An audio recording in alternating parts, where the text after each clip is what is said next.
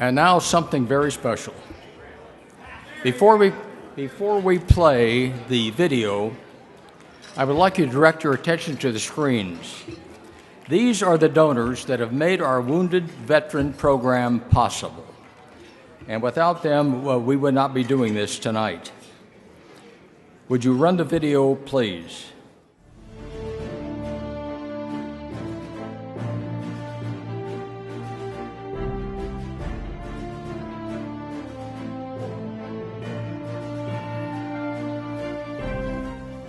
2017 marks the third year for the GSCO Wounded Veteran Program. Up to this point, this has been made possible by some very generous donors and auction buyers, and we anticipate the program moving forward and growing for many years to come.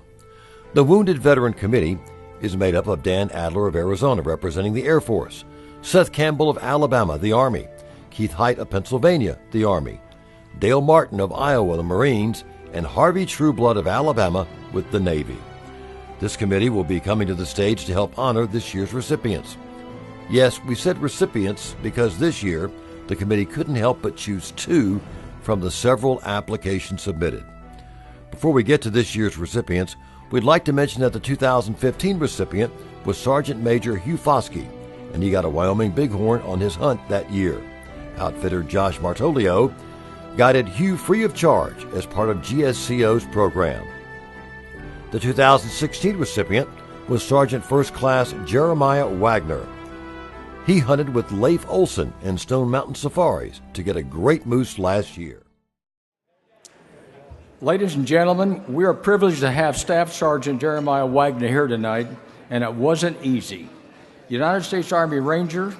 He's going to come up and say a few words regarding his moose hunt with Leif Olson. So, Jeremiah, it's all yours.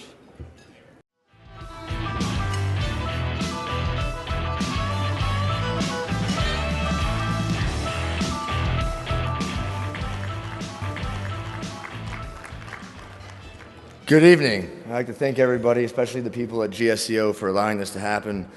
And for inviting me back this year. You have to forgive my voice. A few hours ago, I was in the desert of the National Training Center a few hours south of here in a simulated combat environment for 2 weeks straight in the desert. And being a first sergeant now, being in charge of 130 18 to 25-year-olds with guns and rocket launchers tends to be stressful.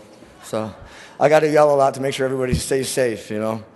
But again, thank you guys very much for the Wounded Veteran Hunt Program and GSCO. It truly is an honor and a great program that gives people like myself and in my line of work opportunities that we probably, at least in our current career fields, wouldn't otherwise have the opportunity to do. Stone Mountain Safari is at Toad River, British Columbia. Leif Olson runs it. It's a phenomenal outfit. The property is amazing. You can see the stone sheep in the backyard on the mountains and elk running through his front yard in the evening. Absolutely great. My guide who took me, Dave Foss, outstanding, true professional, world class all the way. And just again, I thank you guys all for your continued support for everything that you do for us. And the hunt was amazing. I had a great time. And the two recipients this year, let me tell you, are far more deserving than I was. It's an honor to sit down at the table with these two men right here. True heroes. They probably don't like being called heroes, so we'll just call them, well, just badasses, to be honest. So thank you guys. And thank you very much. Have a good evening.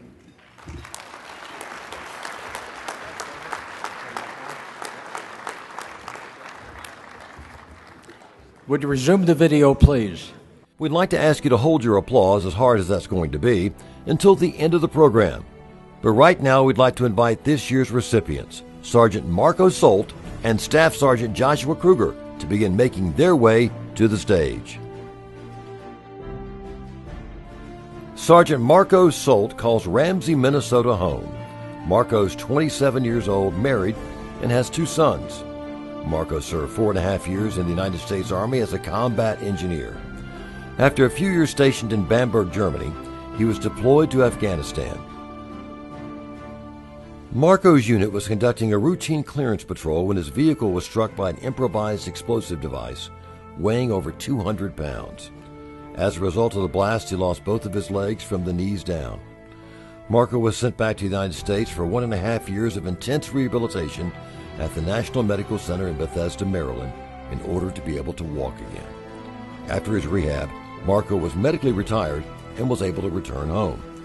Some of the extremely important awards associated with why Marco was chosen are the Purple Heart, Bronze Star with V device for valor, Army Service Ribbon, Army Commendation Medal, Global War on Terrorism Medal, and Afghanistan Campaign Medal. Marco readily admits that hunting's been a major part of his life. He was fearful for a while that he'd be unable to continue to do so because of his injuries.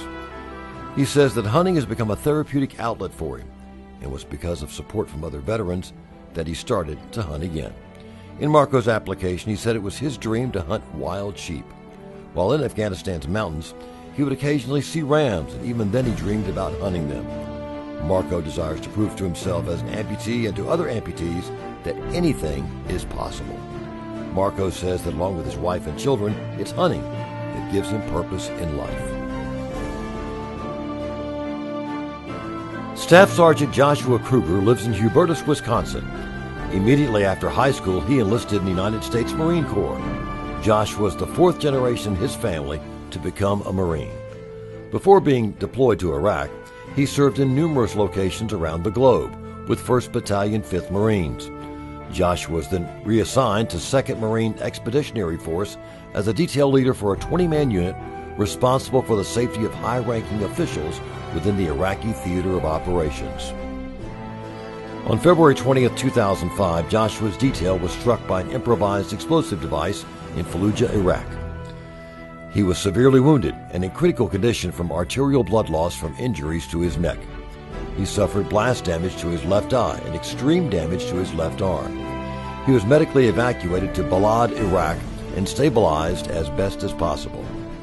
He was transferred to the National Medical Center in Bethesda, Maryland, where the majority of his care was rendered.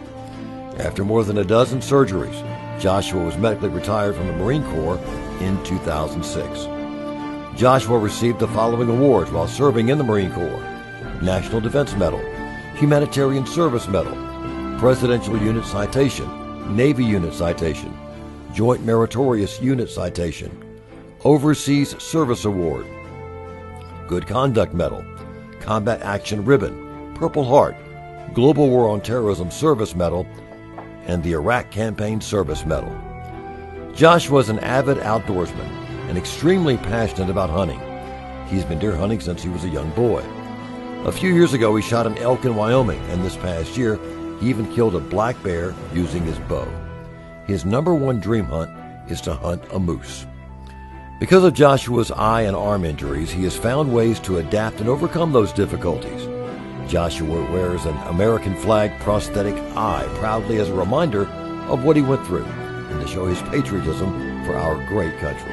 With this hunt provided by the Wounded Veteran Program, Joshua intends to create life-changing new memories to help dull the horrific memories of war. Both of these recipients are going to get their dream hunts, with Marco getting a first-class Aldad hunt and Joshua getting that moose hunt that he mentioned. All of their expenses associated with their hunts and travel will be included. We've also given honorary GSCO life memberships to both Marco and Joshua. We want them to be a part of GSCO forever. Ladies and gentlemen, would you now join us in congratulating these American heroes who've made it possible for us to even be here tonight? Let's hear it for them.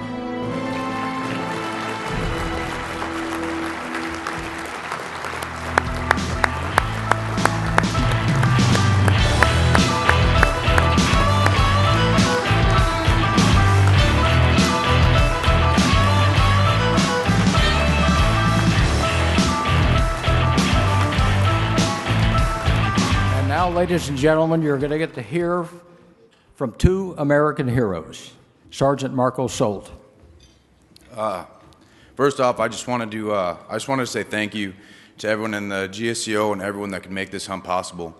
It's truly an honor and a blessing for my wife and I to be able to be here tonight and be surrounded by so many great people and so many great hunters. 5 years ago, when I first got injured, I really didn't know what to expect or what was going to come at me in years to come. And growing up in Minnesota, I hunted and fished my whole life. And the thought of not being able to hunt or fish again was one of the scariest things that I could ever think of. But the great people at Walter Reed and the support of my wife and a couple months of rehab really whipped my butt back into shape and got me home and got me hunting again. And it gave me a sense of purpose as to what I need to be doing. It's turned me into a better man, better father, better husband. So sorry, I can't figure out the word. I owe it all to hunting, the man I am today, and things like that. So I just want to say thank you. It's an honor to be here. GSCO, thanks again. And this sheep hunt truly is a dream come true. I can't think of any way I'd be able to do this if it wasn't for the support from you guys. So thank you.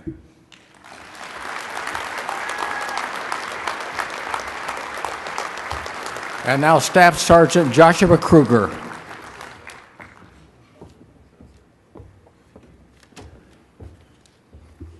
I've prepared a few words so that I didn't forget anything here. So thank you. I am humbled and honored to be here, and that such a cherished gift could be bestowed upon me.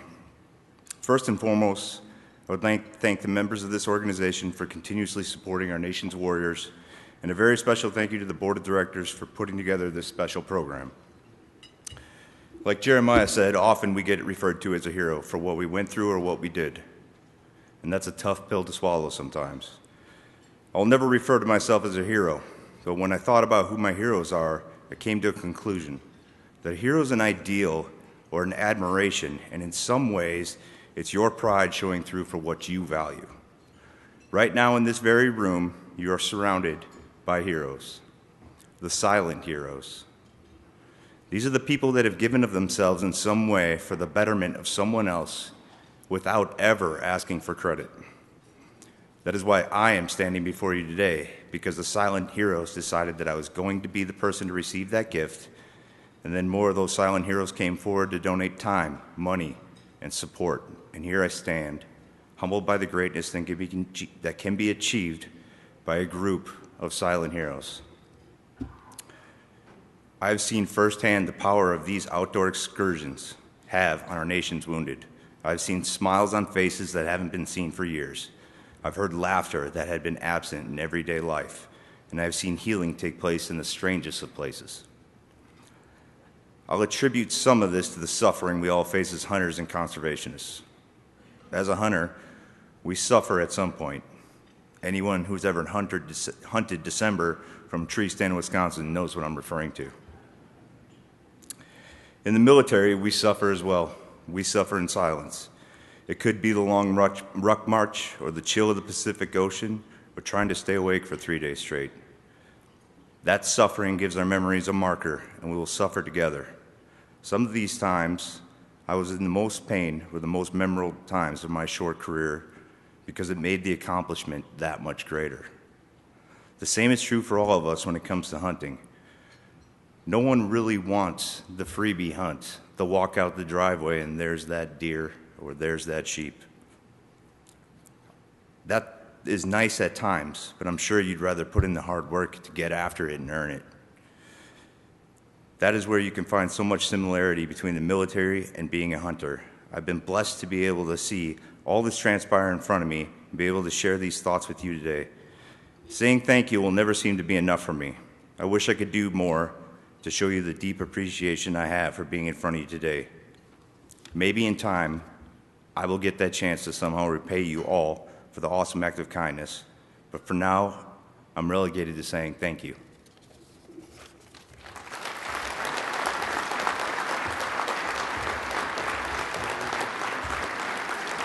Can you believe it? They thanked us.